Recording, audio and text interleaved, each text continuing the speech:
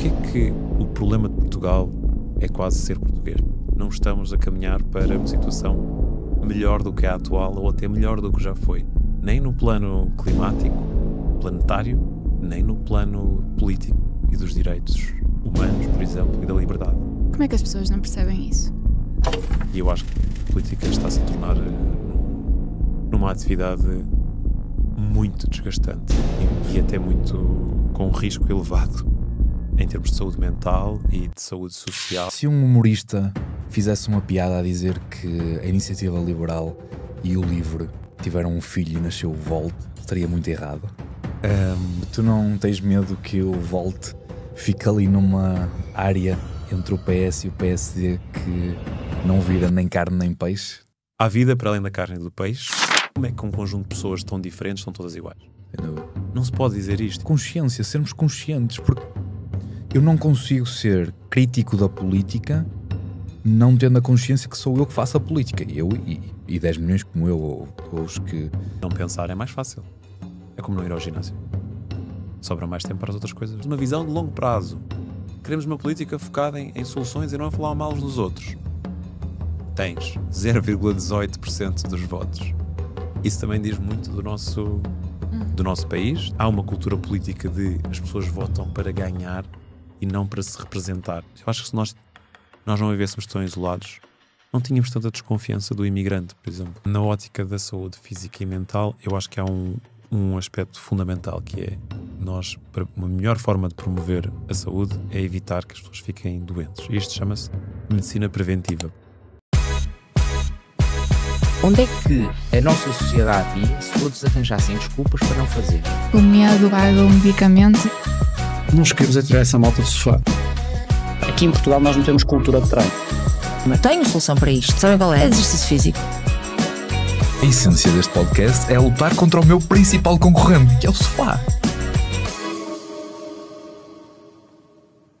Hoje temos connosco um convidado que provavelmente já apareceu no teu feed a falar de Europa, ambiente ou direitos humanos. E ainda bem, o homem vem do mundo da ciência climática, mas não ficou só pelas teorias.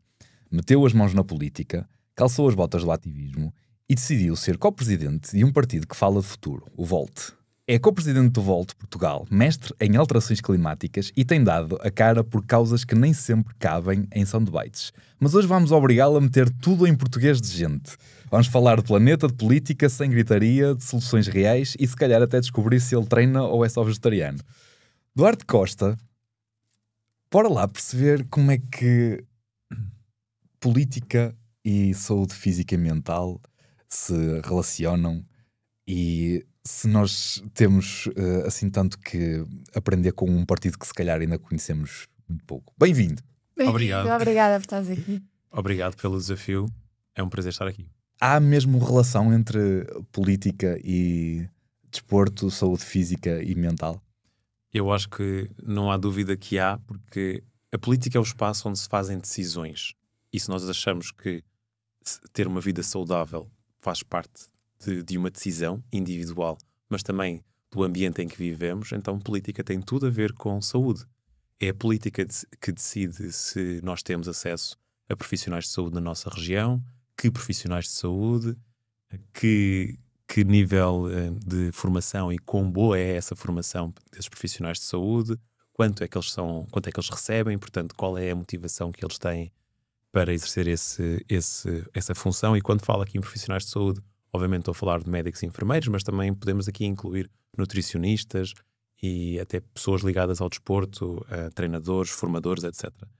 E tudo isto tem a ver com decisões. E aquilo que é importante as pessoas perceberem é que o campo das decisões coletivas é o campo da política. E se nós acharmos que há muitas coisas que não dependem das nossas escolhas individuais, por exemplo, posso praticar determinado desporto na minha cidade, o preço ou o custo desse desporto é acessível a todas as pessoas que possam ter talento para o praticar. Se a resposta a estas perguntas é não posso ou não é acessível, a única forma de mudar isso provavelmente é através de melhores políticas para que isso aconteça, para que isso exista. É por aí que começa a mudança? Eu acho que a política, para mim, até como especialista em alterações climáticas e por ser alguém que percebeu que a crise climática não vai lá se ficarmos à espera que todos os cidadãos em todo o mundo agora tenham aqui um novo nível de consciência e mudem muitas escolhas individuais, nós não podemos ficar à espera disso. E foi isso que me fez perceber que, ok, nós precisamos de Decisões políticas. com peso. Sim, precisamos de políticos ambiciosos, corajosos e que tomem essas decisões, porque a democracia dá-nos esse poder. Isso é a coisa incrível da democracia, que é nós, cidadãos, podemos ter uma influência real e direta na maior forma de poder, que é o poder em nome de todos, o poder político. Foi duro perceber que não consegues mudar cada pessoa individualmente? Eu nunca me propus a isso, porque acho que isso sim é muito duro. É mais ainda do que reconhecer que isso não é possível. Eu acho que ninguém deve levar o planeta às costas sozinho ou sentir que esse é o seu dever. Eu também já passei por essa fase de achar que no mínimo tinha que fazer isto e isto e isto, que era super difícil e exigente para as minhas rotinas. Mas é duro perceber que, eu acho que este é um sentimento que muitas pessoas sentem neste momento, de não estamos a caminhar para uma situação melhor do que a atual ou até melhor do que já foi. Nem no plano climático, planetário, nem no plano político e dos direitos humanos, por exemplo, e da liberdade. Como é que as pessoas não percebem isso? Eu acho que as pessoas percebem isso. Têm diferentes formas de expressar essa consciência. Eu acho que há pessoas que, ou seja, e até politicamente, há pessoas que estão preocupadas com o modelo atual, os políticos do costume, que estão preocupadas com os níveis de corrupção, estão preocupadas com os imigrantes e, portanto, votam de uma maneira e querem dar força a uma força política que não fala em soluções, mas que fala desses medos. Portanto, a pessoa sente-se representada. E depois há outras pessoas que estão preocupadas com outros temas, mas também se preocupam umas com as outras e, se olharmos bem, nós vivemos numa sociedade em que toda a gente anda com muito medo.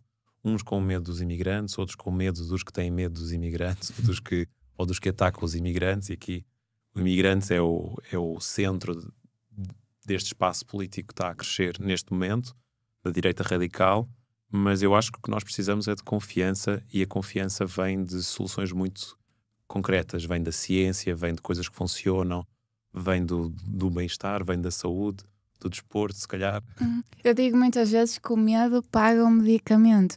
Achas que também paga o voto? É uma boa analogia, sem dúvida. O medo é o motivo pelo qual as pessoas votam num partido incompetente, num partido que tem escândalos igualmente graves ou até mais graves do que aqueles que as pessoas procuram fugir. As pessoas estão cansadas do PS e do PSD, eu também.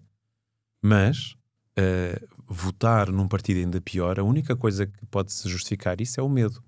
E não só.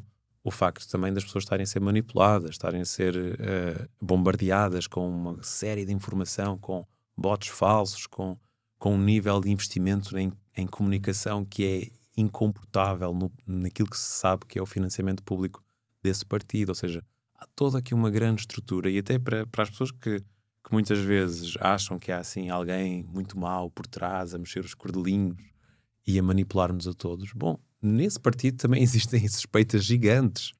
Só o medo é que pode justificar isso, e também uma manipulação em grande escala.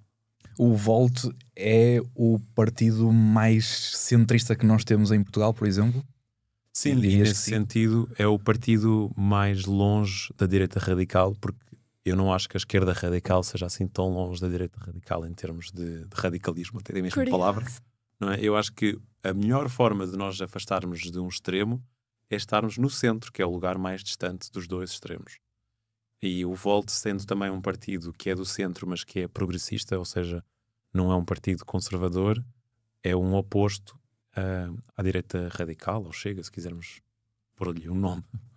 Porque é que vocês são ligados a temas que normalmente estão, ou seja, as principais bandeiras estão ligadas a partidos que normalmente estão mais à esquerda, como alterações climáticas, como preocupações com essa vertente mais ambientalista, mas estão ao centro, não se marcam como de esquerda. Porquê? Eu não concordo que todas as nossas políticas nos posicionam à esquerda. Eu acho que estar no centro significa reconhecer que há boas ideias de um lado e do outro, e no nosso caso as boas ideias são avaliadas também por dados e por recomendações técnicas e científicas, boas práticas. Porque quando falávamos de confiança, nós precisamos de políticos que tragam soluções, em primeiro lugar, e que essas soluções melhorem, resolvam a vida das pessoas. E essas soluções não vêm necessariamente só da esquerda ou só da direita. E esta lógica política de se sou de esquerda, tenho que discordar da direita, tenho que combater a direita, se sou de direita, tenho que discordar da esquerda, isto polariza-nos.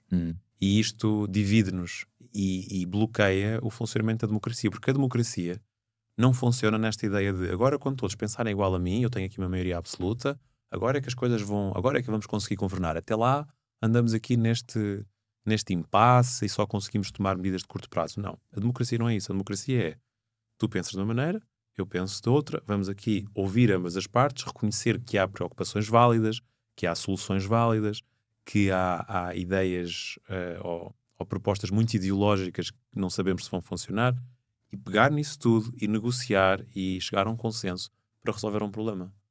E isto está cada vez mais a falhar em Portugal. Nós vemos, por exemplo, na área da saúde, que é uma área importante para vocês e para quem ouve este podcast. Na área da saúde, nós o que temos visto é um aumento gigante das despesas com saúde, sobretudo do Estado no SNS, mas uma degradação dos serviços. Porque não existe uma visão de olhar para o SNS e perceber onde é que estamos a gastar muito dinheiro e não estamos a ter efeitos positivos na saúde das pessoas.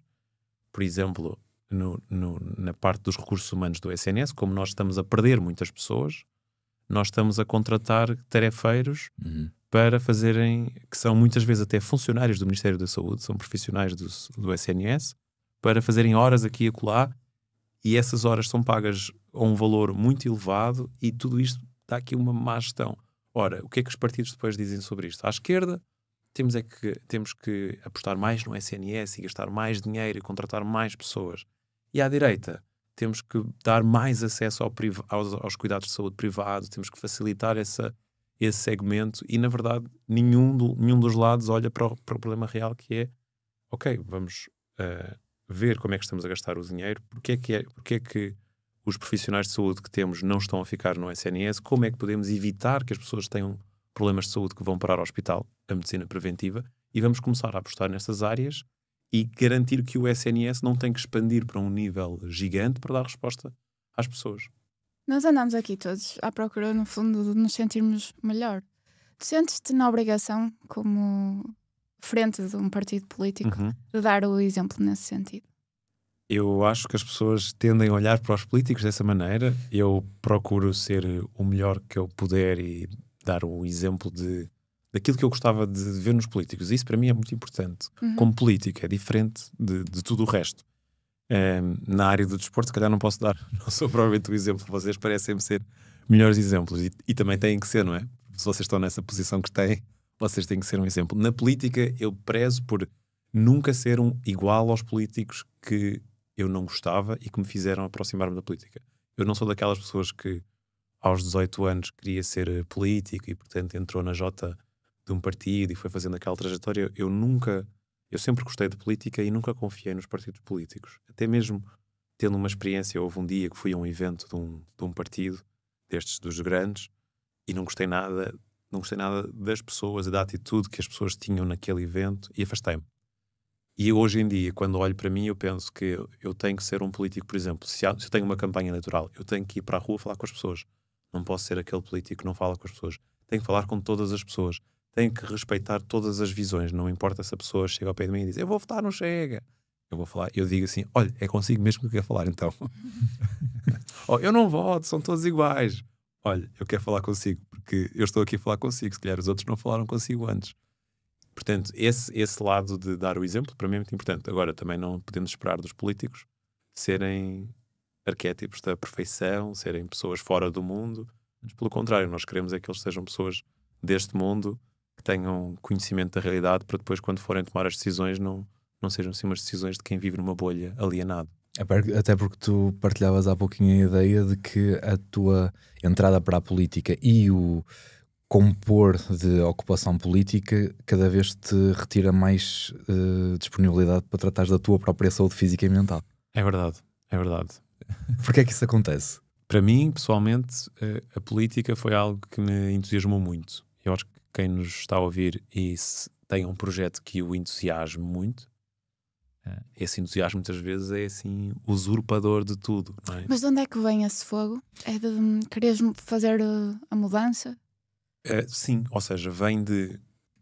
É aqui uma sede de, por um lado, vejo que as coisas não estão bem, precisam de mudança. Depois também olhei para o volta e achei que este projeto é incrível porque no campo das ideias, defender propostas baseadas em ciência, de forma equilibrada, aqui no centro, e existir em toda a Europa, ter estas bandeiras que são importantes para mim, como a transição climática, os direitos humanos, mas também uma economia responsável e que gera riqueza e que faz da Europa um continente relevante. Tudo isto eu pensei, bem, isto representa mesmo a 100%. Então, isso entusiasma-me a conseguir a trabalhar para que o Volt chegue mais longe. E depois também percebo que sempre que as pessoas têm acesso ao Volt, sem serem soundbites, como dizias no início, as pessoas verdadeiramente gostam, reconhecem que faz falta e gostavam de ver crescer. E até há pessoas que aderem e tudo mais e votam, obviamente. Então isso é muito aliciante, mas é aliciante de uma forma que muitas vezes a forma individual como eu giro esse entusiasmo pode não ser muito saudável, no sentido de passar muitas horas a dedicar-me ao Volt, não ter uma vida pessoal equilibrada. É comum a todos os políticos. Eu acho que sim. E eu acho que a política está-se a tornar numa atividade muito desgastante e até muito com um risco elevado em termos de saúde mental e de saúde social, porque a política, para já, vocês reparam a quantidade de temas políticos que somos bombardeados e que são do domínio público. São muitos. E é sempre esperado que um líder político se posicione, esteja atualizado, tenha uma posição rápida, e depois as posições rápidas são muito mais arriscadas, porque tu dizes, condenas hoje aquele incidente e depois 2 dias depois vens a perceber que afinal aquela pessoa foi uma vítima de outra coisa. E os políticos têm que fazer isso, e depois têm uma expectativa também maior dos eleitores, porque as pessoas hoje não veem só o político quando ele fala na Assembleia da República. As pessoas têm ali a rede social, estão ali a seguir, e o político precisa que as pessoas sigam e precisa de produzir conteúdos e precisa de estar neste espaço digital da política. E isto é bastante desgastante, e eu acho que no plano da saúde também era importante pensarmos aqui como é que podemos garantir que os políticos têm saúde, uma boa saúde mental, um bom equilíbrio. Ninguém quer saber de vocês. Tu tens alguma sugestão sobre como é que isso poderia ser feito? Ou seja, eu concordo perfeitamente com aquilo que tu propões, até porque eu não conheço a realidade de um político, mas parto do princípio que não é bem aquela imagem que nós temos dos políticos, aquela imagem geral que existe do político ser o sentado que não faz nada da vida e se aproveita daquilo que cai no bolso dos partidos. Obviamente que é uma pressão gigantesca, mas há uma necessidade de valorização diferente do político. Há muito aquela discussão sobre o político de carreira e o político o profissional de uma certa especialidade que vai fazer a diferença para a política, que é diferente do político de carreira. Achas que é isso que faz diferença? Eu acho que isso é muito importante, desconstruir a política como uma carreira e como são todos iguais. Eu acho que essa frase é um atestado de ignorância, dizer isto, porque não tem outro nome. Eu sei que isto é muito polémico dizer isto, mas como é que um conjunto de pessoas tão diferentes são todas iguais? Sem dúvida. Não se pode dizer isto é um atestado de ignorância. E nós precisamos de mudar essa cultura. Nós precisamos de reconhecer que, para já, todas as pessoas podem ser políticas. Se somos democratas, nós temos que reconhecer que é um lugar que alguém o terá que ocupar. Não vai ficar desocupado. Se eu não votar, alguém o vai ocupar e alguém o tem que ocupar.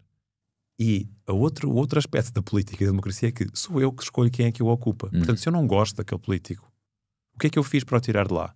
O que é que eu fiz para que outra pessoa mais competente lá chegasse? Porque não basta votar, nunca bastou. Não basta de 4 em 4 anos ir lá pôr uma cruzinha na volta. Não, eu tenho que mobilizar as pessoas à minha volta a votarem em projetos que eu acredito que fazem a diferença. E já agora, essa é uma das coisas que os partidos que estão a crescer, nomeadamente a direita radical, fazem isto muito bem. As pessoas mobilizam-se umas às outras e vão votar e vão trazer renovação. E eu até acho que é isso que também tem feito reduzir a abstenção. As pessoas sentirem que agora vale a pena. Se tivermos esta consciência de que a política são todos iguais, são todos maus e que são lá uma classe diferente de seres humanos, isto é o oposto de viver em democracia. É nós recusarmos a democracia e, obviamente, prejudicarmos todos aqueles que somos todos nós, que iriam beneficiar se a nossa democracia selecionar boas pessoas para estes lugares. E para as selecionar, obviamente, elas têm que se disponibilizar. E já agora há aqui um elemento de género super importante. Na nossa cultura política é muito improvável uma mulher olhar para ela e pensar o que eu quero é ser política, o que eu quero é mandar nesta Câmara Municipal, ou eu quero ser Primeiro-Ministra. Isto até pode acontecer na infância, mas a partir do momento em que a vida vai continuando, as referências do lugar da mulher na sociedade não é em posições de liderança, muito menos de liderança política. Infelizmente, é claro que temos mais mulheres e temos uma lei da paridade e isto é importante, mas uma outra coisa que precisamos de fazer nesta mudança cultural é realmente desbloquear essas crenças, porque todos iríamos ganhar muito se muitas mulheres com muito talento estivessem na política. Sem dúvida, sem dúvida. Eu acredito que até a visão sobre os políticos seja muito mais correta ou seja muito mais próxima da realidade quando nós pensarmos que os políticos são só os que de nós, de todos, tiveram a coragem de ir lá, de tentar fazer a mudança, porque eu esqueço-me que eu me queixo dos políticos que eu próprio elegi. Sempre me fez uma confusão enorme.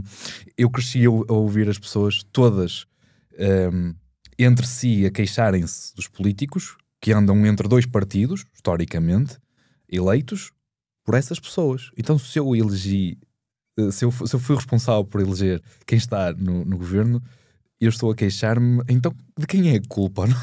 Não fomos nós? Mas isso, muitas vezes a pessoa não tem culpa, ou seja, votou e depois desiludiu-se.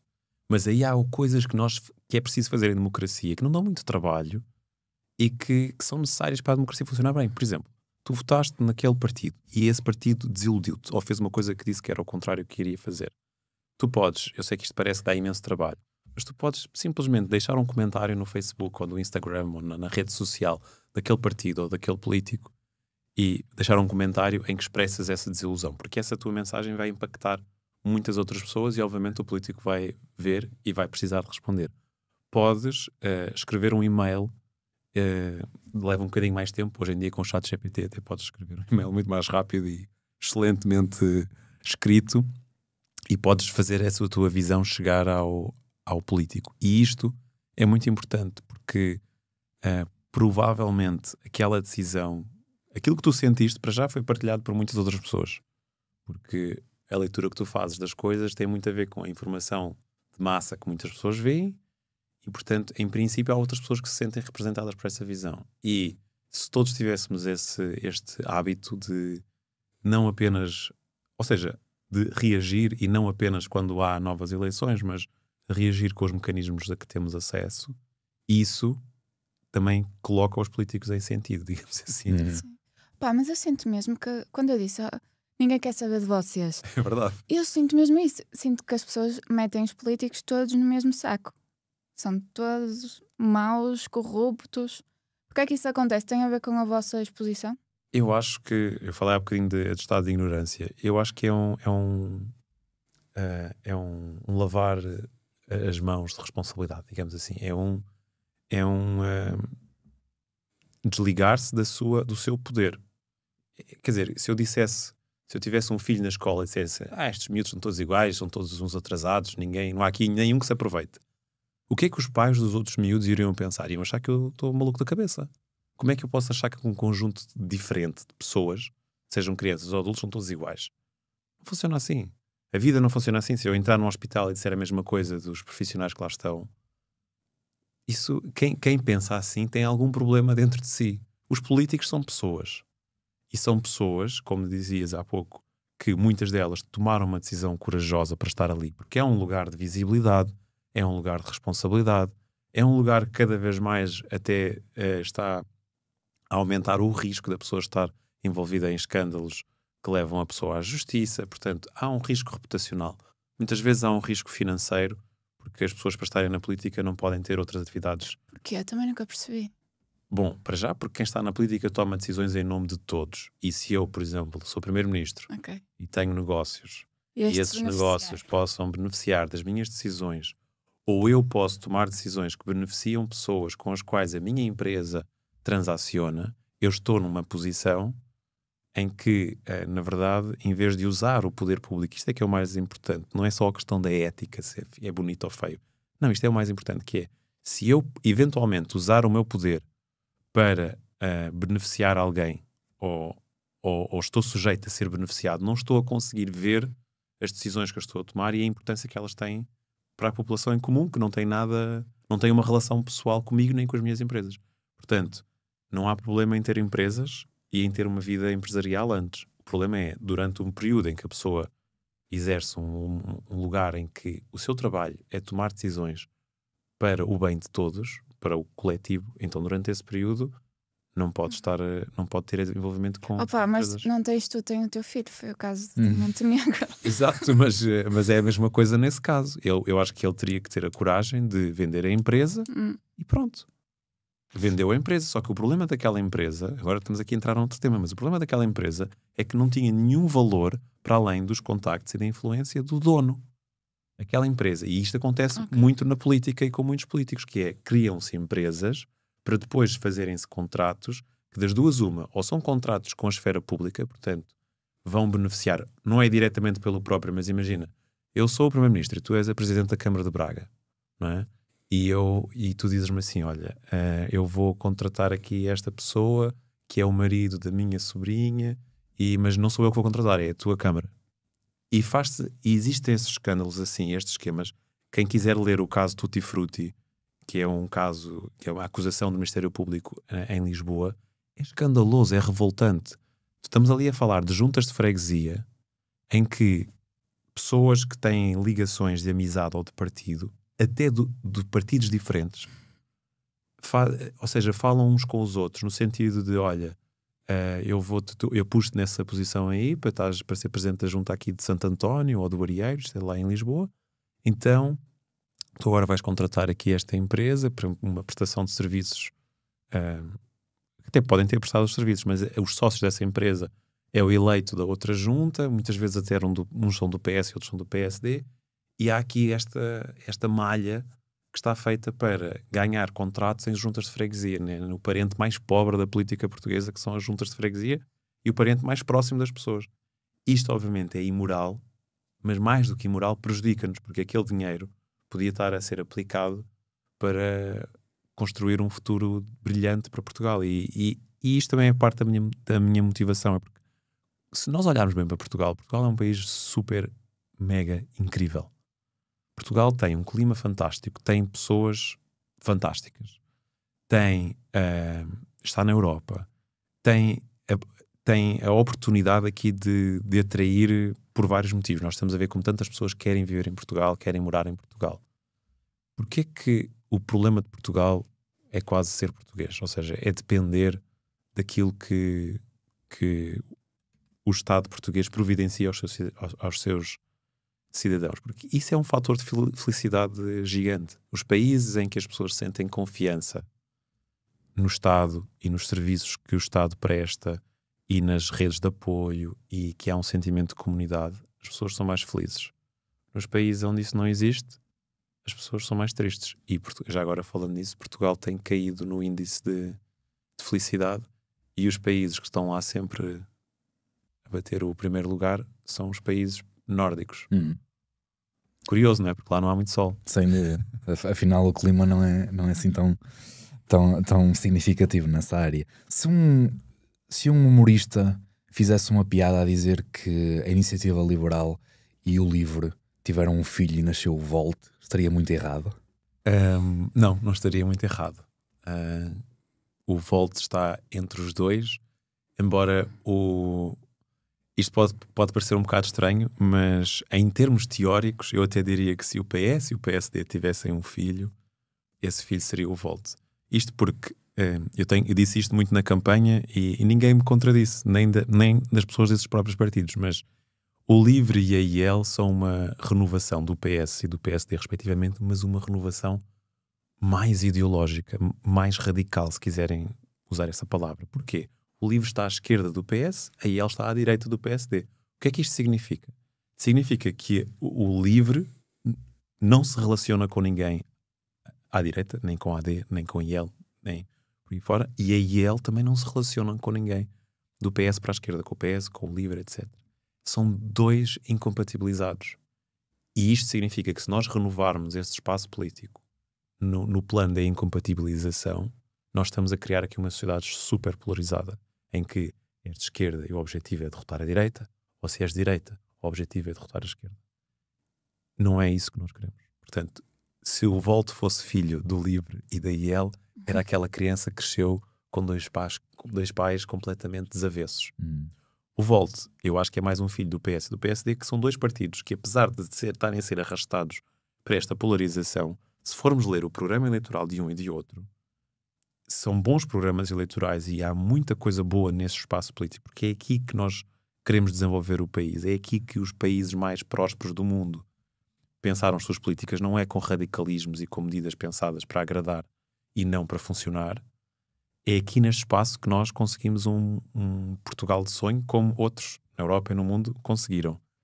E o PS e o PSD têm mais capacidade de falarem com o outro e de tomarem decisões em conjunto. O problema é que eles não têm querido fazer isso. Eles têm muito pautado a sua política por eleitoralismos e, portanto, têm que derrotar o outro, portanto, têm que ser contra o outro. E de novo, esta polarização só nos prejudica, porque em vez de estarmos a tomar, por exemplo, como é que vamos ter um SNS em 15 anos, porque não vai ser em 2, um Sistema Nacional de Saúde, um Serviço Nacional de Saúde, que reduz os problemas que nós temos neste momento de acesso à saúde, ou seja, aumenta o acesso, aumenta a qualidade, reduz os tempos de espera na saúde. Como é que, por exemplo, temos um sistema de justiça em que o tempo de espera é muito menor, as pessoas pagam pelos crimes que cometem, que é um sentimento de impunidade que também existe em Portugal.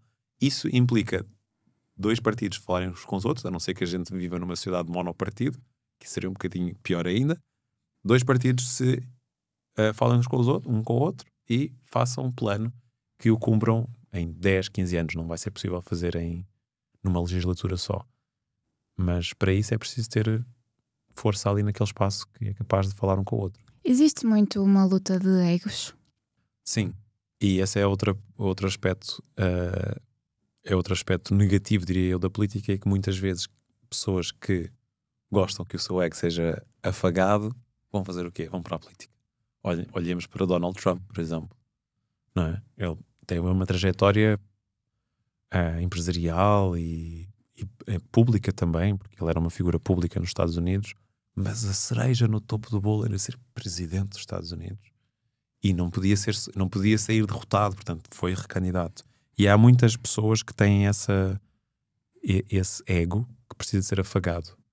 Curiosamente, de novo voltando à questão do género, não é uma coisa que as mulheres procurem na política. Eu até diria, não sei se vou dizer uma coisa muito mal, mas eu acho que sinto que é uma coisa masculina, essa coisa do ego. É muita testosterona. É, a mulher entusiasma-se com outras coisas até muito mais interessantes para o coletivo. E na política vemos muito isso. Aliás, não sei se vocês conhecem aquele exemplo daquela primeira-ministra da Nova Zelândia, a Jacinda Ardern, não sei. Ela tem uma atitude completamente diferente dos políticos tradicionais. Ela reconhece que falha. Ela tinha o bebê recém-nascido e tinha perto e tinha que estar em reuniões e com o bebê a chorar, e tinha também as questões hormonais da pós-gravidez, e isso obviamente como ser humano influencia, implica na sua vida, e ela trazia em transparência isso. Foi uma revolução na forma como nós perspectivamos os políticos. Se nós humanizarmos mais os políticos e a política, vamos fazer duas coisas. Vamos atrair pessoas melhores e novas, e vamos também termos menos frustrações com os políticos, porque às vezes a gente tem frustrações com os políticos porque é como aquela relação em que nós olhamos para o nosso parceiro ou para a parceira e achamos que ele tem que ser perfeito. Não, ele é uma pessoa e ele tem as suas dinâmicas e acredita em coisas e faz as coisas em resultado disso.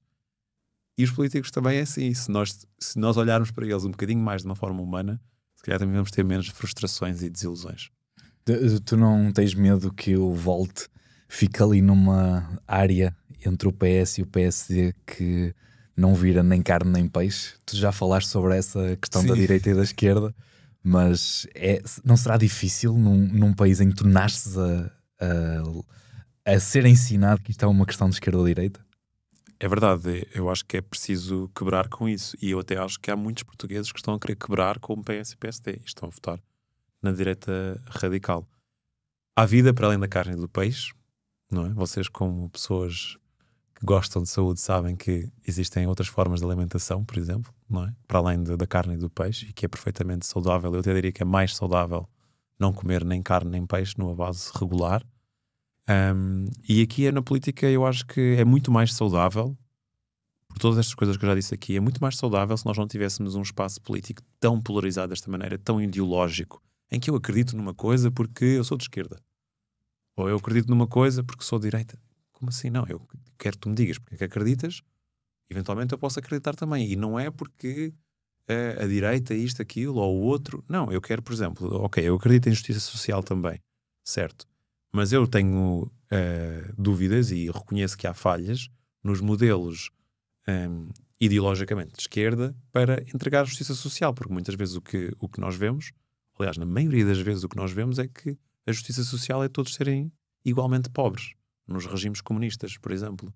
E, portanto, respostas ideológicas não resolvem os problemas. E também ter preconceitos, por exemplo, sobre a economia de mercado, sobre o setor privado, que é um pouco também o preconceito que existe à esquerda. Isso é problemático para termos desenvolvimento. Da mesma maneira que à direita há preconceitos. Há um preconceito, por exemplo, sobre temas dos direitos humanos, do progressismo, da igualdade de género, das pessoas trans, das pessoas LGBT. Existem preconceitos que na verdade só bloqueiam que essas pessoas possam estar mais tranquilas e mais abertas a perceber que, se calhar, o caminho para todos vivermos melhor inclui aqui ideias que não fazem parte aqui da minha cartilha de direita ou da minha cartilha de esquerda, mas eu sou livre e tenho pensamento crítico para avaliá-las eu próprio e fazer as minhas escolhas em função disso.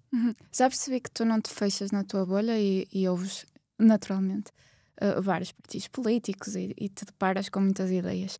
Mas na tua vida pessoal sentes que és muito moldado pela política? Ou seja, o teu círculo pessoal são pessoas com as tuas ideologias? Eu acho que a maioria das pessoas está numa bolha próxima de mim, no meu círculo pessoal. Os nossos amigos nós escolhemos, não é? Eu costumo dizer, felizmente não tenho assim pessoas assim muito próximas de mim que votem em partidos que eu acho que são uma verdadeira ameaça a tudo. Felizmente não tenho isso. Há pessoas pessoas como os pais e pessoas muito próximas, às vezes até o parceiro, não é? O parceiro, a parceira, vota num partido radicalmente oposto. Acho que isso é muito difícil. E isso, os estudos mostram que quem é a geração Z, não é?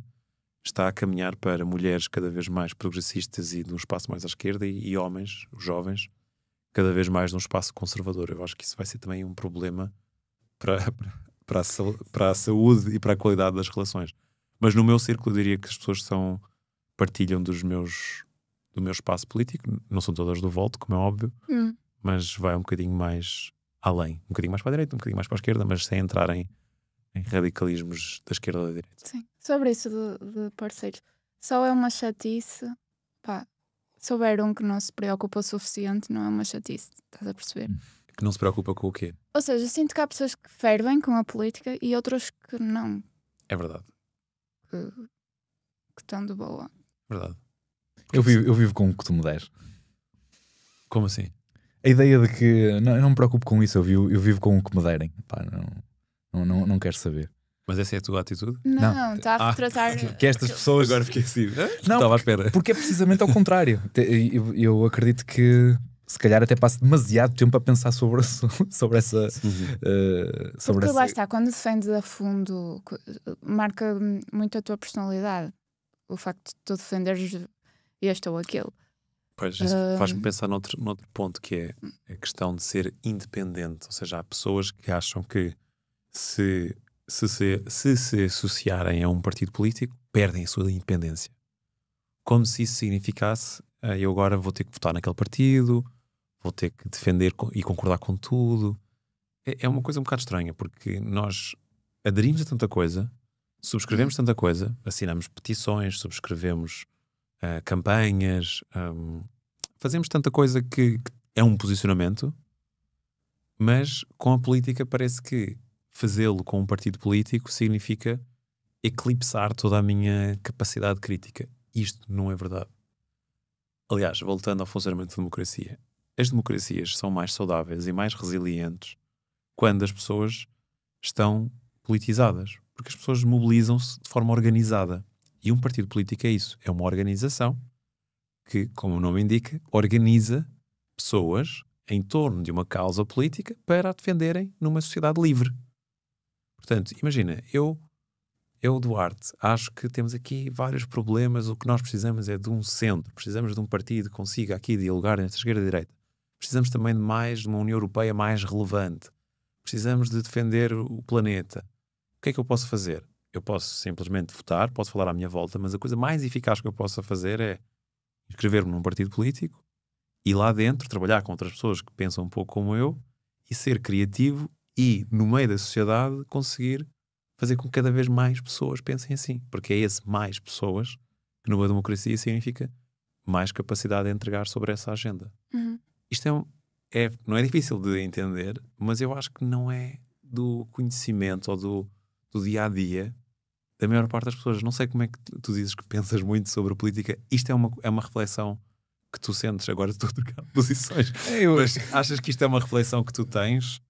Eu acredito como cidadão? Sim, eu acredito que tu falaste aí muito numa questão de sermos politizados.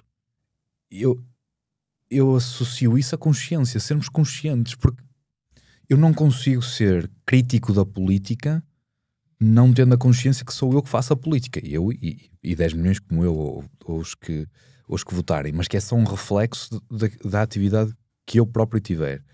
E se eu sou inativo, eu perco o direito eu sou inconsciente. Eu não consigo dizer que está mal alguma coisa que eu não contribuí para ficar melhor. Então, quando eu penso sobre o assunto, vou bater um bocadinho aí, que é não estarão as pessoas que aceitam sem colocarem em causa esta ideia de ok, qual é a minha parte então? O que é que eu posso fazer para...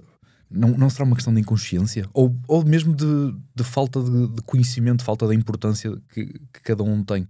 Porque a política funciona mesmo por representação daquilo que nós pensamos em conjunto. Nós não estamos a pensar...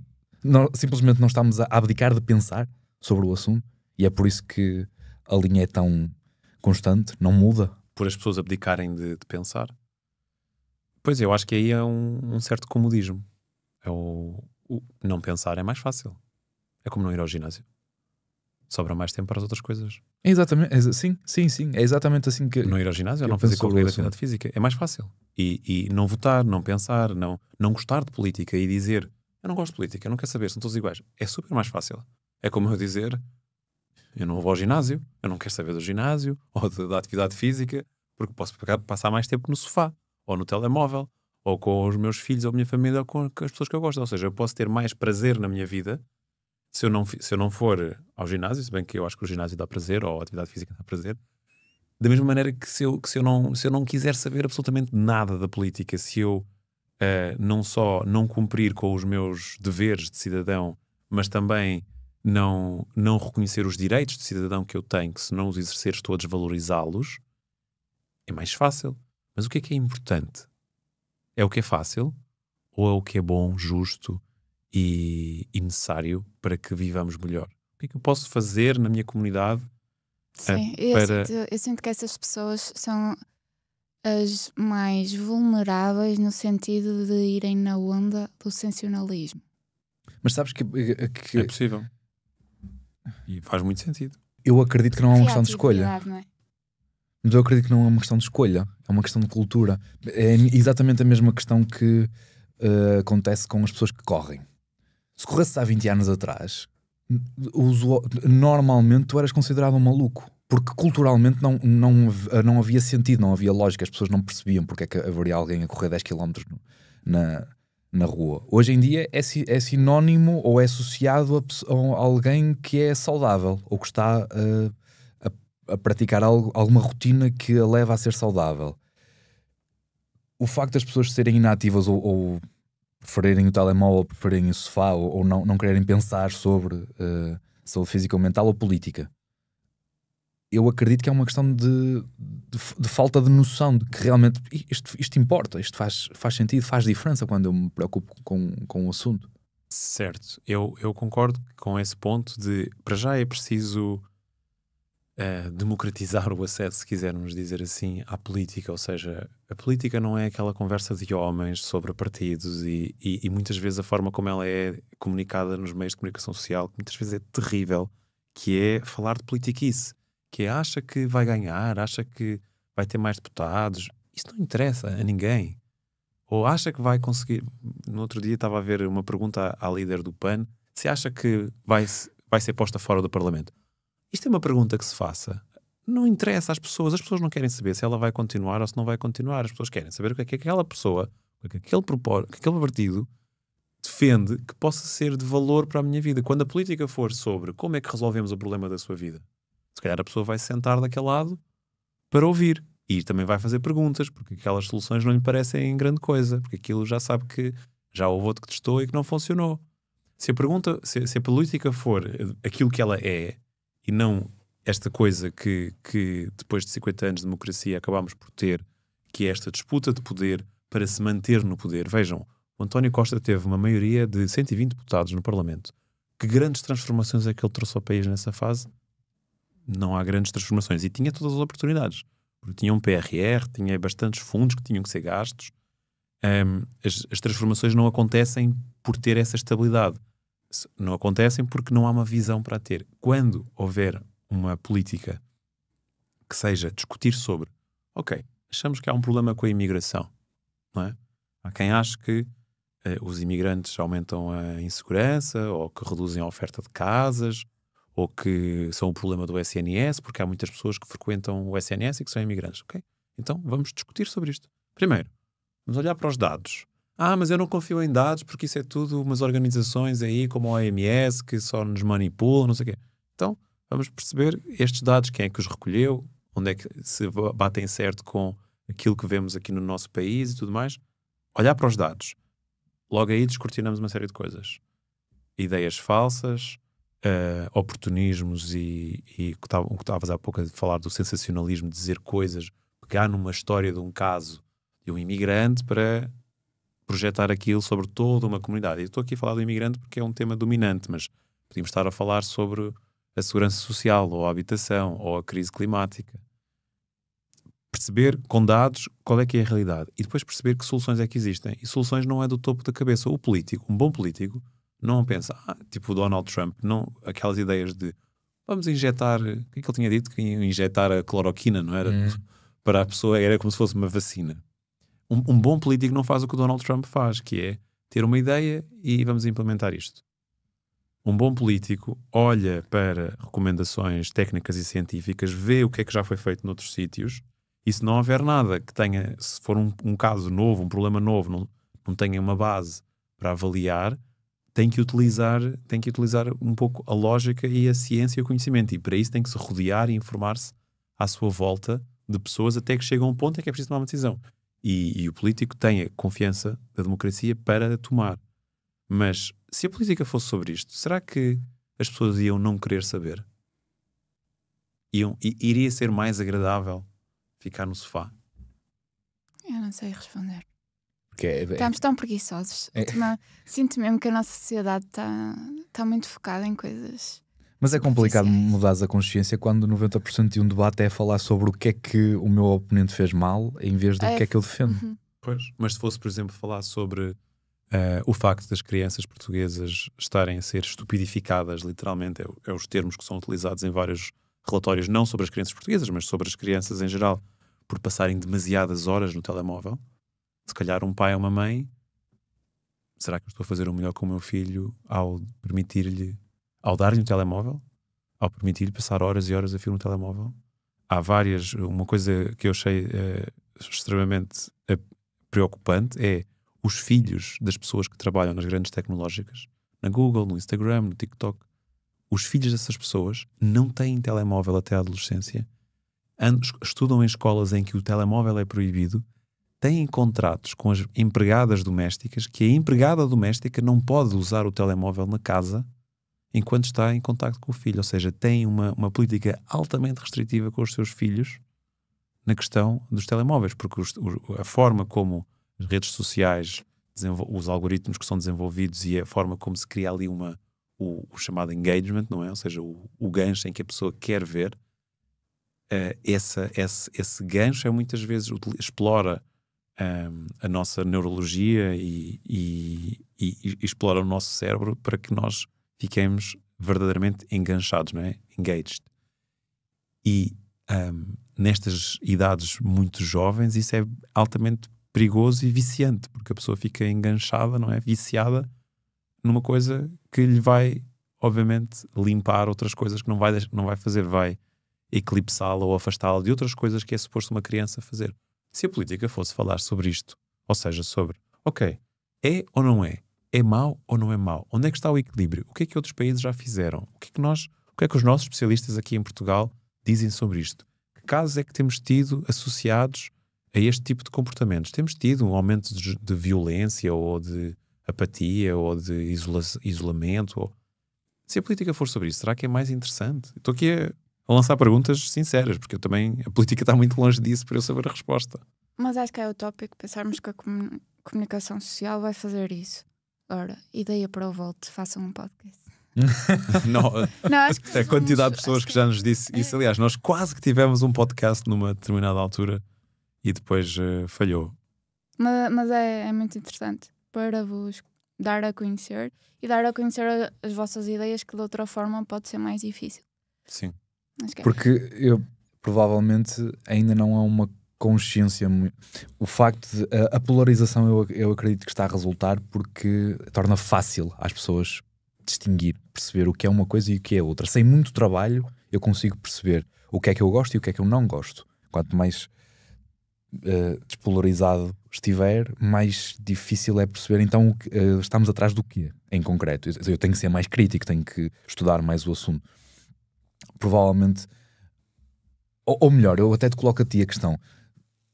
Tu não acreditas que o facto do Volt não estar a impor-se em Portugal, por exemplo, com a velocidade que outros partidos que nasceram se calhar 2 ou 3 anos antes estão a crescer, tem a ver com essa dificuldade das pessoas perceberem sem muito trabalho? Afinal, o Volt defende o quê? Essa é aquela pergunta para 1 milhão de euros, né? Porque é que o Volt não está a vingar como outros partidos já vingaram? A única coisa positiva que eu posso dizer antes de responder é: o Volt foi o único partido do espaço progressista, para além do LIVRE, a crescer em Portugal nestas últimas eleições, em que foi uma eleição que houve um grande deslize, digamos assim, para a direita, sobretudo a direita radical, e também houve um voto útil muito forte. Portanto, o Volt até tem ali um valor intrínseco que sobreviveu, mas não teve um resultado que nos entusiasme. Para responder a essa pergunta para 1 milhão de euros, olha...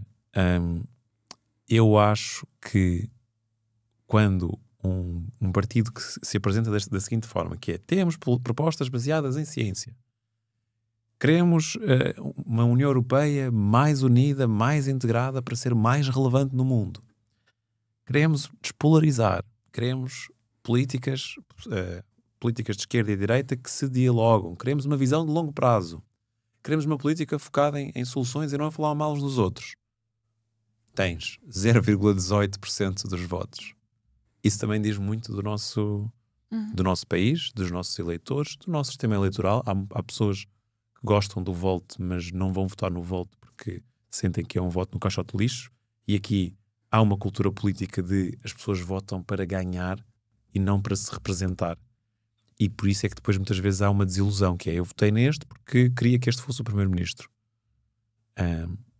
Mas se calhar nem sei bem o que é que ele defende, qual é o programa eleitoral. Exato, imagino. Aquela coisa que não é explícito, mas a gente sabe que o PSD, por exemplo, agora o exemplo do PSD, o PSD é o partido é um partido de centro-direita que tem esta visão mais empresarial e do lucro e do capital. E estas coisas são palavras positivas, atenção. Mas se tiver que tomar uma decisão entre pessoas e lucros, provavelmente vai cair mais para o lado das pessoas, para o lado dos lucros. Quando que à esquerda é o contrário, e nós precisamos do equilíbrio. Sim. Imagina, por exemplo, vocês têm uma voz muito ativa e se calhar muito racional em relação à sustentabilidade, alterações climáticas. Mas alguém que nem percebe assim muito de política e pensa em sustentabilidade e alterações climáticas, vai votar em quem? No PAN. Estás a perceber estes polos? Percebo. De que forma é que atraem as pessoas? Sim, ou seja, é quase como se fosse o tag, não é? Ou seja, a pessoa preocupa-me com animais, vou votar no PAN. Preocupo-me com trabalhadores, vou votar no Bloco ou na CDU. Não, no Bloco preocupo-me com a Palestina, vou votar no Bloco. Não, no extremo. Preocupo-me com imigrantes, com o tema da imigração, que essa é outra. Eu vou votar no Chega, mas tu não sabes o que é que o Chega quer fazer. O Chega diz que quer, por exemplo, impedir que as pessoas, que as famílias, ou seja, atrasar a reunificação das famílias. Isso é uma coisa que só disse agora, antes das eleições não disse. Isto é uma coisa insana, quer dizer, se eu for morar para um país, imaginem, eu agora vou trabalhar nos Estados Unidos, mas eu tenho que ir sozinho. Porque se eu for trabalhar, a minha mulher ou o meu marido ou os meus filhos não podem ir. Tenho que esperar que eu fique lá 5 anos. Isto cabe na cabeça de alguém. É que é preciso muito ódio e muita noção de primeiro eu, depois os outros, para achar que a reunificação familiar é uma coisa má. Porque se as pessoas têm laços familiares, nós não estamos a falar do primo e do tio e do padrinho. Não, nós estamos a falar dos filhos e do cônjuge. Eu dizer a um imigrante, olha, queres vir para cá, mas olha, isto aqui é muito especial, a tua família não pode, é só tu. É quase aquele sentimento à porta da discoteca em que os que estão bem vestidos entram, os que estão mal vestidos têm que pagar 250 a 100 em consumo, como é que era? Consumo mínimo obrigatório, whatever. Isto é muito egoísta, é muito, muito mau. Eu acho que as pessoas não têm noção quando fazem esse tag de não gosto do que está a acontecer com os imigrantes. Tumba, chega. Mas depois estão ao mesmo tempo a aprovar medidas, já para não falar de outra consequência, que é se este imigrante deixa de vir para cá porque não pode trazer a família, quem é que vai fazer o trabalho dele? Quem é que vai apanhar as cerejas que agora as pessoas estão a comer todos os dias? Porque há muitas. Quem é que vai trabalhar, levar as pessoas o TVDE? Quem é que vai conduzir os autocarros? Quem é que vai fazer uma série de trabalhos, até os mais qualificados? Até porque as pessoas acham que os imigrantes são só estes trabalhos que ninguém quer fazer. Mas há muitos trabalhos muito qualificados, há muito talento, há muitas novas empresas que conseguem atrair pessoas que vão estar sujeitas às mesmas regras. E se calhar o problema passa por aí, por tomarmos assim umas decisões um bocado clima, PAN, imigrantes, chega. Sim, até porque no extremo... Como é que mudamos isso? A associação que a Rita fez foi pensar no PAN como sem saber mais nada, sem ler nada a não ser o nome do partido, Animais, Natureza, se a minha preocupação é a ecologia, pronto, é aquele meu partido. Pois, se calhar o nome do Volt não é um nome muito bom. está na hora de mudar para alguma coisa, uma expressão portuguesa. Sim. Pois, sim. Como é que a política tem o poder de mudar a consciência sobre o estilo de vida das pessoas para anos que vêm? Há um grande problema que se debate que tem a ver com a duração, os 4 anos de política que leva a que quem está no governo nunca pense a longo prazo, pensa sempre em como é que ganha as próximas eleições. Isso era solucionável com prazos mais alargados de governação, ou não é por aí? Como é que tu mexes? Tu próprio falaste sobre um problema que tem que ser resolvido há 10, 15 anos. Mas como é que é possível pensar nisso se eu tenho que ganhar as eleições daqui a 3? É verdade. E, por exemplo, o problema da crise climática é muito isso. Nós, neste momento, estamos a ter efeitos graves quando nós temos o nível de eventos extremos que temos hoje em dia. São resultado de há 10 anos atrás. Ninguém queria gastar muito dinheiro para fazer uma mudança que agora ia-nos ser muito útil. E da mesma maneira que hoje em dia também já estamos um pouco mais conscientes, mas não estamos lá ainda. Eu não sei se a mudança, se a solução seria mudar o nosso sistema eleitoral, ou seja, a duração dos mandatos. Eu sei que, por exemplo, tem-se falado de revisão constitucional e há alguns partidos que querem mandatos mais longos. Todas as medidas que têm surgido, por exemplo, reduzir o número de deputados, mandatos mais longos, menos poderes, um sistema mais presidencialista, é tudo muito de tornar a democracia um bocado um regime pouco democrático. Eu sinto que se o debate político, o debate, digamos assim, não é preciso usar a palavra política, a conversa que as pessoas têm sobre como é que vivemos melhor em Portugal, como é que os meus filhos podem, aqui, já que as pessoas amam os seus filhos, não é? Vamos usar os filhos para isso. Como é que o nosso Portugal é um país de sonho para os meus filhos? Não é? Como é que podemos fazer com que Portugal seja como os melhores? Imagina aqui os rankings das coisas que mais me preocupam. Felicidade, saúde, bem-estar material. Como é que Portugal pode ser como aqueles que já estão lá no topo? Então, vamos fazer um debate político que é, ok, estes países têm um sistema de educação assim, em que as pessoas, por exemplo, passam mais tempo a desenvolver projetos, e, portanto, desenvolvem essa capacidade de preciso de começar um podcast. Então, como é que eu posso fazê-lo? Isso não na escola ninguém me ensinou a fazer um podcast, e também nos países nórdicos, por exemplo, não ensinam a fazer um podcast, mas ensinam a levar um projeto do início ao fim. E nós em Portugal não ensinamos a fazer isso. Pá, esquece o podcast, ensina-me a criar uma empresa. Faz muita falta. Exato. Ensina-me a criar uma empresa. Ensina-me, por exemplo, a navegar na burocracia, seja de impostos, seja de burocracia geral, da melhor forma possível. Literacia financeira. Ensina-me a investir. Ensina-me a fazer com que o meu dinheiro aumente. De uma forma segura, inteligente e legal, obviamente. Ensina-me a ter um estilo de vida que não me coloca a alimentar a destruição do planeta ou a exploração de outros seres humanos. A educação tem um papel-chave e é uma educação que tem que ir ao longo da vida. E eu acho que se nós conseguirmos mudar a forma como o debate político é feito, ou seja, o debate sobre como é que podemos construir um mundo melhor, vamos trocar a palavra política pelo seu significado, então muito facilmente as pessoas vão perceber que não, nós não vamos ter salários aqui como na Finlândia ao final desta legislatura. Mas se calhar podemos já começar a tomar as medidas que atraem para Portugal o tipo de empresas e o nível de produtividade que paga esses salários. E se calhar daqui a 15 anos, o que fizemos com o turismo, por exemplo, que hoje é dominante, quantas pessoas hoje trabalham no setor do turismo? O quanto é que ele representa da atividade económica em Portugal? 50% do crescimento económico de Portugal vem do turismo. Porquê? Porque há 15 anos atrás tomámos uma série de medidas que fez com que Portugal entrasse a ferro e fogo no turismo.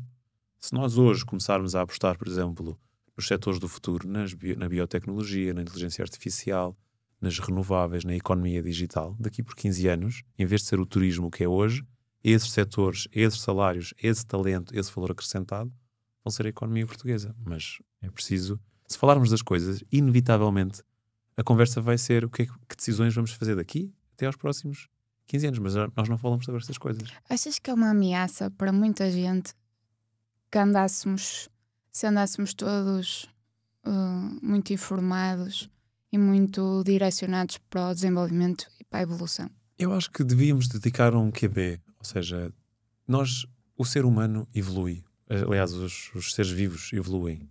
E a evolução faz parte das nossas vidas. Nós temos uma sede interna de querer viver bem, e bem vai se atualizando.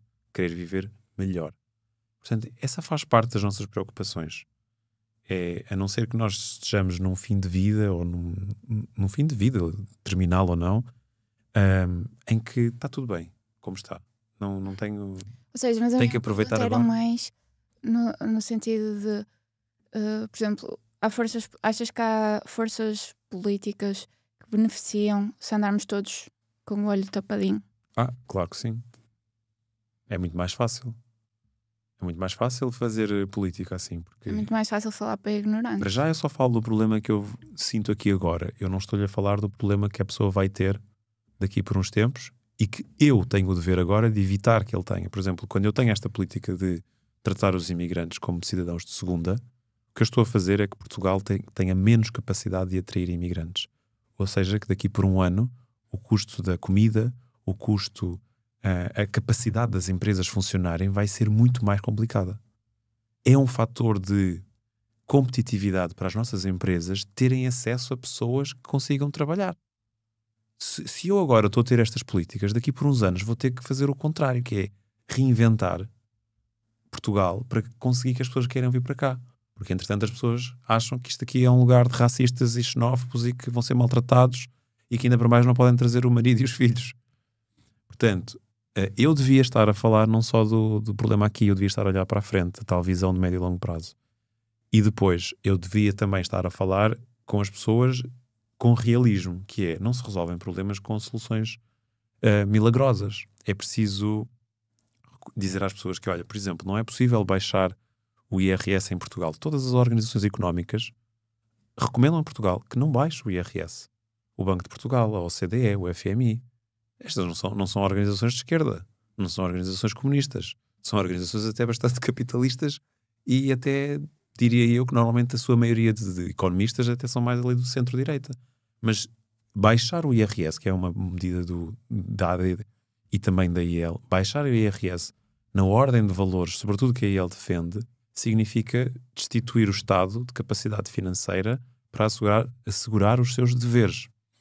Se isto for falado com informação e com calma e com dados, e, por exemplo, se a iniciativa liberal tiver que se justificar como é que vai conseguir garantir os deveres do Estado português ao reduzir drasticamente a sua fonte de receita, a discussão política ganha outros contornos. Já agora dizer que o contexto disto é porque eu sei que impostos pesam muito na vida das pessoas, sobretudo mais de algumas pessoas do que de outras. Porquê é que as organizações defendem isto? Porque Portugal tem uma realidade muito desigual. 46% dos portugueses não têm rendimentos para pagar o primeiro escalão de rendimento do IRS.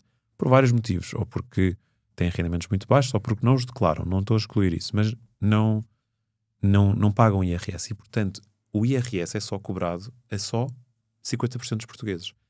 Grosso modo. Isto é uma desproporção gigante em relação aos outros países da OCDE. E, portanto, a receita total que Portugal tira de IRS, apesar de tudo, é muito baixa comparado com aquilo que deveria ser para a nossa população e para o nosso nível de riqueza. E o que é que acontece? Como há muitas pessoas que não pagam, e depois as que pagam também, a grande maioria delas paga nos primeiros escalões, há uma sobrecarga gigante sobre quem está no topo dos escalões de IRS. E o que eu chamo é isso é uma fatura da pobreza. Aquela classe está a ser sobrecarregada de impostos, efetivamente, porque há muitos que não estão a pagar. E isto dá para ver com... Os dados do Banco de Portugal são mesmo muito esclarecedores sobre isso. Quem ganha até 2,5 salários médios em Portugal paga menos impostos aqui, menos IRS, do que se estivesse a ganhar o mesmo noutro país da zona euro. Quem ganha acima de 2,5 salários médios nacionais paga mais impostos aqui do que se estivesse noutros países. Portanto, o projeto de iniciativa liberal faz sentido, mas para aquela camada da população que paga muitos impostos e que já agora não quer saber sobre como é que o resto vai funcionar quando elas deixarem de pagar esses impostos. Mas para o grosso da população portuguesa e para quem tem uma visão do todo, não faz sentido essa medida. O que faz sentido é mudar a economia portuguesa, baixar o IRC, atrair novas empresas que consigam pagar mais salários para tirar essas pessoas dali. E é isso que devia ser o desígnio nacional, não é discutir se os impostos são muito altos e que vamos baixá-los. É como é que tiramos estes 4,6 milhões de portugueses de uma situação que nem sequer têm rendimentos para pagar IRS. É impressionante porque nós fizemos várias vezes a pergunta sobre que sentido haveria de falar de política neste podcast e a conclusão que eu tiro é que é tudo tão igual. Tu tens uma dinâmica que está a crescer de forma muito preocupante na forma como nós encaramos a saúde, neste caso mais saúde física, que está relacionado com um padrão de comportamentos como, por exemplo, o acesso a fármacos para corrigir maus hábitos. O facto de tu estares permanentemente num excesso calórico gigantesco, atingires níveis de obesidade preocupantes e de repente tens um fármaco que em um mês te vai libertar do problema, supostamente. Solução fácil. Solução fácil e imediata. E cada vez pensamento a mais imediato prazo e menos longo prazo. Politicamente está a acontecer exatamente a mesma coisa. Tu não te preocupas que o projeto do Volt seja prejudicado exatamente por isto? Não era necessário haver muito mais pensamento de longo prazo para o vosso projeto funcionar? Sim, e uma reflexão que eu tenho feito é o Volt ao propor-se a ser o oposto daquilo que muitas pessoas querem, não só em Portugal, o Volt propõe-se a estar no campo fora da zona do conforto, se quiseres. E isso é muito difícil e é difícil e tem os seus riscos também. Eu acho que se o Volt for populista, vai conseguir crescer mais rápido. Mas o Volt quer combater populismos na política. O Volt quer que se fale de coisas de política a longo prazo. Enfim, tudo aquilo que eu já disse nesta entrevista. Eu acho que esse é o grande desafio de como é que isto pode ter valor e para quem.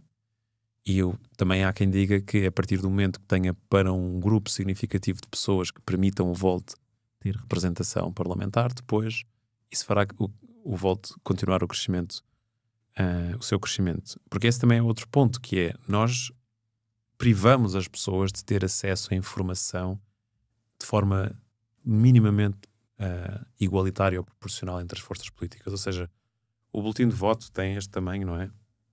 São 19 ou 20 opções. Mas há pessoas que só consideram 2 ou 3, que são os tais que vão ganhar. Isto é problemático, porque isto condiciona as pessoas a fazerem um exercício livre. As pessoas deviam conhecer todos, escolher aquele, porque gosto disto e daquilo, do outro. Mas conheço todos, ou pelo menos 50%. E não é isso que acontece. E eu acho que isso também prejudica o Volt. Como mudar isso? Continuamos a refletir. Se houver aí pessoas que queiram nos ajudar nessa reflexão ou ajudar de alguma maneira, estamos sempre muito abertos, porque o desafio é grande e todos os cérebros são poucos. Sem dúvida. Vocês promovem muito a ideia de envolvimento. Como é que conseguimos fazer isso ou aplicar isso e fazer sentir que as pessoas estão mais ligadas? Ou fazer sentir as pessoas mais ligadas? Eu acho isso tão importante atualmente, essa questão das ligações. E para mim há uma palavra de ouro quando se fala desse tema, que é a palavra comunidade. Nós estamos privados muitas vezes de viver em comunidade. Nós não vivemos em comunidade, às vezes como os nossos avós falavam antigamente das relações de vizinhança. Não é? Nós vivemos, sobretudo quem vive em cidades maiores ou em espaços urbanos maiores, nós vivemos desligados uns dos outros, não sabemos o nome das pessoas que moram à nossa volta. Estamos todos os dias, se calhar, naquele transporte público com aquelas caras e não sabemos nada sobre aquelas pessoas e não queremos saber delas, se calhar. Se calhar não, eu acho que a maior parte das pessoas nós estamos só focados na nossa vida. E até mesmo já chegou a um ponto que até na esfera familiar eu sinto que, enquanto que antigamente as pessoas tinham assim aquelas famílias com primos e afilhados e aquela coisa toda, e hoje em dia as famílias têm-se cada vez mais focado ali no núcleo essencial. Eu acho que é preciso mudar. Eu acho que é as partilhas que estraga tudo. Exato, se calhar era preciso uma abordagem mais comunista aí, com isto é todos, podem todos usar. Estou a brincar. Mas eu acho que é preciso promover essa lógica de comunidade. E aqui há 2 coisas que têm um papel decisivo para linkar as pessoas, para juntá-las. Uma é o desporto. E nós vamos ter eleições autárquicas no final deste ano e os municípios têm um papel decisivo sobre se as pessoas têm ou não têm acesso ao desporto. E que desporto? É um desporto de estar ali sozinho no parque a fazer uns exercícios, seja como idoso, seja como atleta de calistenia, que agora também já fiz. Ou também queremos aqui que as pessoas façam um desporto mais em conjunto. Queremos criar comunidade em volta do desporto. Claro que o desporto também tem uma componente de competição, mas uma competição que seja... que possa gerar união, que possa quebrar barreiras de isolamento. Barreiras de isolamento que têm a ver com classe social, que têm a ver com rotinas completamente da pessoa não ter tempo para si própria. E o outro aspecto para além do desporto é a arte, a cultura. Quando nós somos levados a uma praça pública para ouvir um concerto, comprar alguma coisa local, para ter um momento de convívio, para fazer um workshop. Os municípios fazem muito destas coisas, mas se nós apostarmos mais nisto, eu acho que nós vamos conseguir também combater alguns dos sentimentos que surgem e que são resultado vivermos isolados. Eu acho que se nós não vivêssemos tão isolados, não tínhamos tanta desconfiança do imigrante, por exemplo, por ser diferente. Porque se calhar ele apanha o mesmo autocarro que eu e até já o vi a ajudar alguém, ou até já vi como ele ama os seus filhos e a sua família, coisa que eu valorizo, não é? Que todos valorizamos isso. Mas como andamos tão isolados e se calhar estamos mais conectados com uma realidade distante e às vezes até falsa pelo telemóvel, estou ali a ver coisas que eu não sei se aquilo é verdadeiro ou não, tenho relação nenhuma com aquilo, mas este senhor apanha o autocarro comigo, este senhor mora no meu prédio, esta senhora é a mãe da melhor amiga dos meus filhos ou da colega dos filhos, é professora, é profissional de saúde. Nós somos comunidade, mas não temos esses laços e portanto eu acho que era muito importante restabelecer esses laços e perceber como é que as várias áreas da sociedade, como é que as empresas, como é que o setor público, como é que os ginásios, como é que as igrejas, como é que os partidos, como é que as famílias, as associações, tudo, como é que todos podemos trabalhar para criar mais oportunidades e melhores oportunidades de sermos comunidade, porque eu sinto que essa é uma das raízes dos vários problemas que enfrentamos, muitos deles de saúde mental em especial, se as pessoas estarem sozinhas e sentirem-se desapoiadas. Sabes que as pessoas que menos socializam vivem menos, em média. Claro. E as que mais socializam vivem mais. Sim. Se fosse eleito primeiro-ministro pelo Volt com maioria absoluta, qual seria a primeira medida que tomarias na ótica da saúde física e mental? Na ótica da saúde física e mental, eu acho que há um aspecto fundamental que é uma melhor forma de promover a saúde é evitar que as pessoas fiquem doentes. E isto chama-se medicina preventiva. Portanto, nesse campo, a minha maior aposta e do Volt seria criar uma rede de cuidados de medicina preventiva, que era uma das bandeiras que tínhamos nas legislativas. Como é que isto funciona? Nós podemos ter redes de saúde comunitária, de novo, comunidade, ou seja, saúde comunitária significa termos profissionais de saúde que acompanham as dinâmicas daquela população.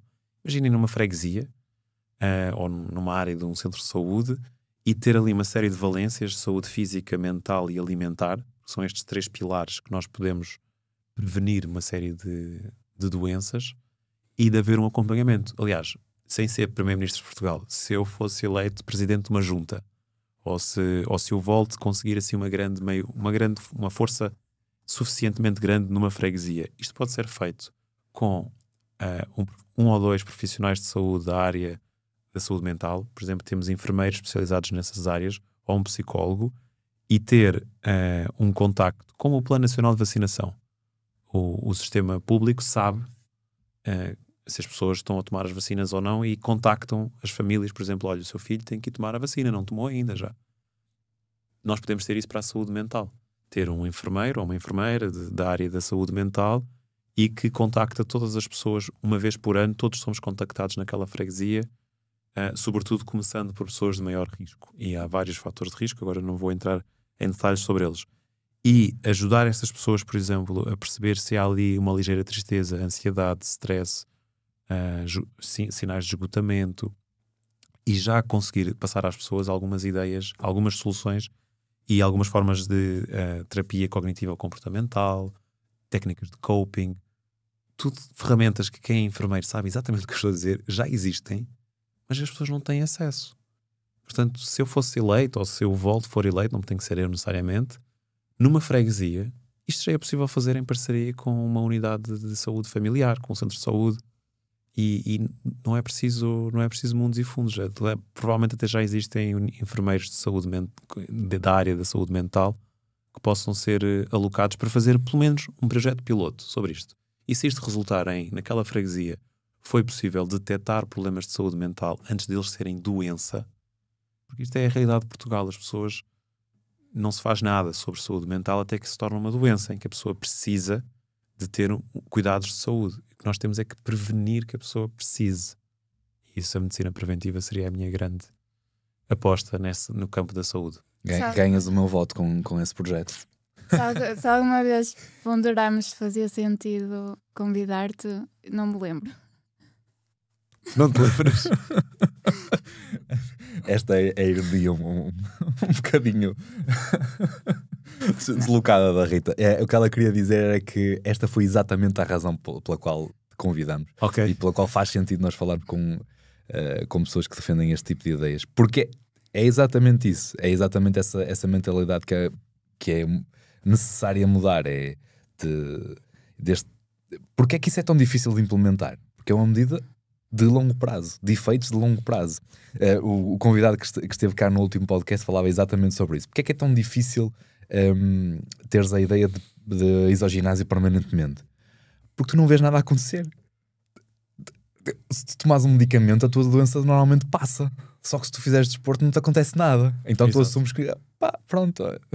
Mas quando não fazes, sentes. Isso é o que eu sinto na política. Quando deixei de fazer o desporto como fazia, começo a sentir o impacto na saúde. E aí somos nós que temos que agir, ou seja, não podemos ficar na zona de conforto, temos que sair da zona de conforto e agir. Não, eu tenho que introduzir hábitos diferentes. E quem faz desporto sabe disto. Aliás, eu estava a falar com uma psicóloga há uns tempos atrás que ela dizia que está estudado.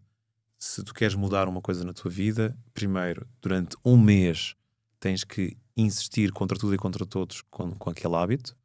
E ao final do mês, esse hábito vai ser um pouco mais fácil. E às vezes pode ser ou um hábito ou um desmame de um vício. E depois, nos meses seguintes, até aos 6 meses, tu consegues completamente ou criar esse hábito sem haver ali uma coisa quase química no teu cérebro que te volta ao padrão anterior, e já uma coisa psicológica de tu assumes que aquilo é um hábito. Portanto, isto é possível, a ciência já o demonstrou como é que se faz. Agora faltam, se calhar, políticas e incentivos para que isto seja feito de uma forma coletiva, num caminho certo, e obviamente respeitando a liberdade individual de cada um. Mas eu acho que a liberdade individual às vezes precisa ser de uma ajuda, de um push, assim, um empurrãozinho de fora que nos ajuda a ir no caminho certo. Liberdade forçada. É um incentivo. Eu acho que a última pergunta tu já fizeste. Sim, mais ou menos indiretamente, mas tu acabaste por responder. Mas podes fazer, não é mesmo? Ok. Se tivesses a missão de elevar 5% da população portuguesa que pratica exercício para 95%, por onde é que começavas?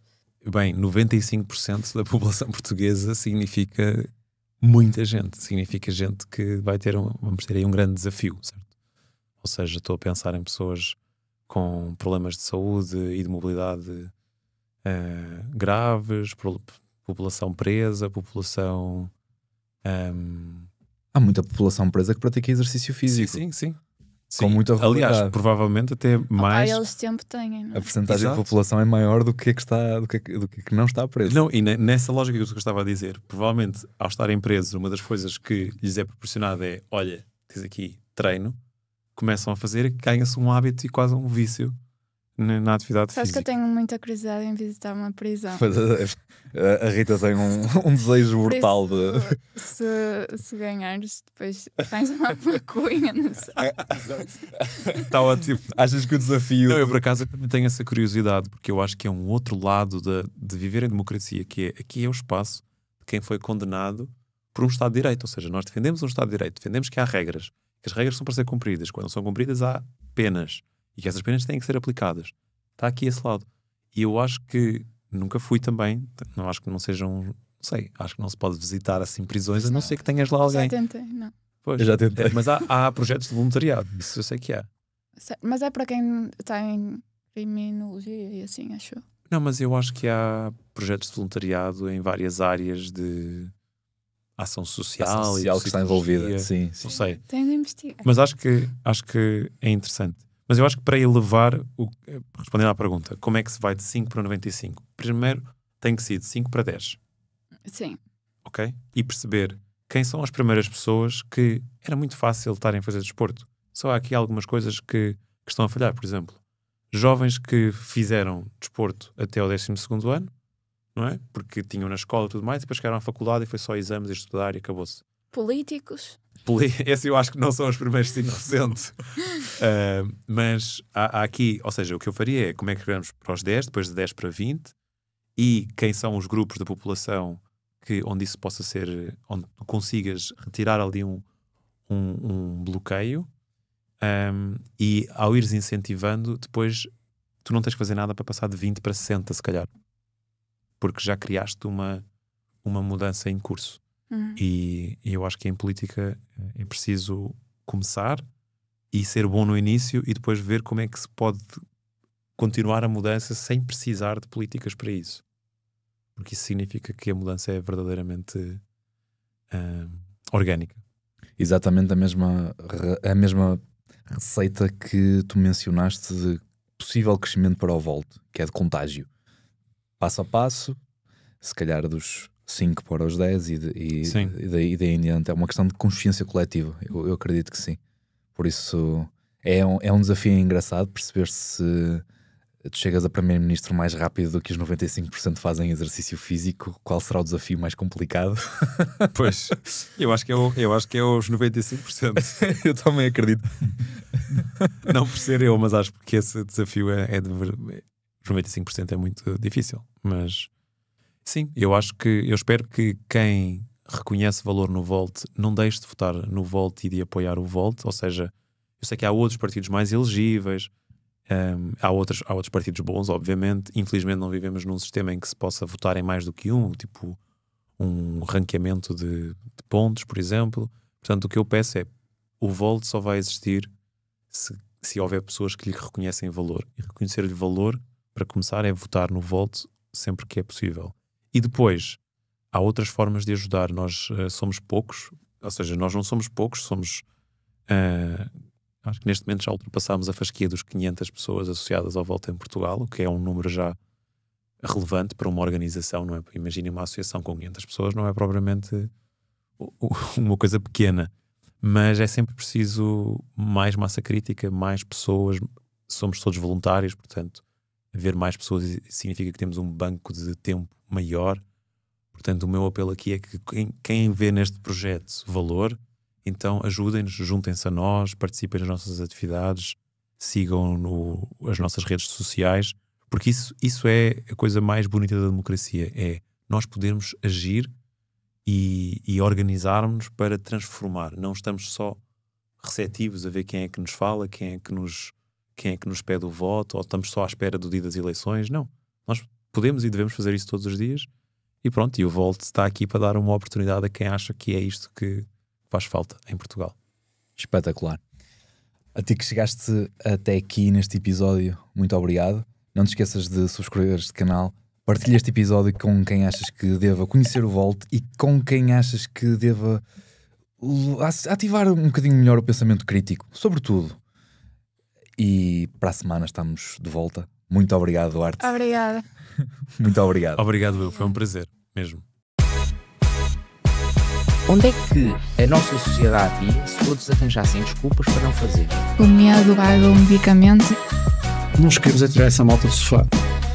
Aqui em Portugal nós não temos cultura de treino. Mas tenho solução para isto. Sabem qual é? Exercício físico. A essência deste podcast é lutar contra o meu principal concorrente, que é o sofá.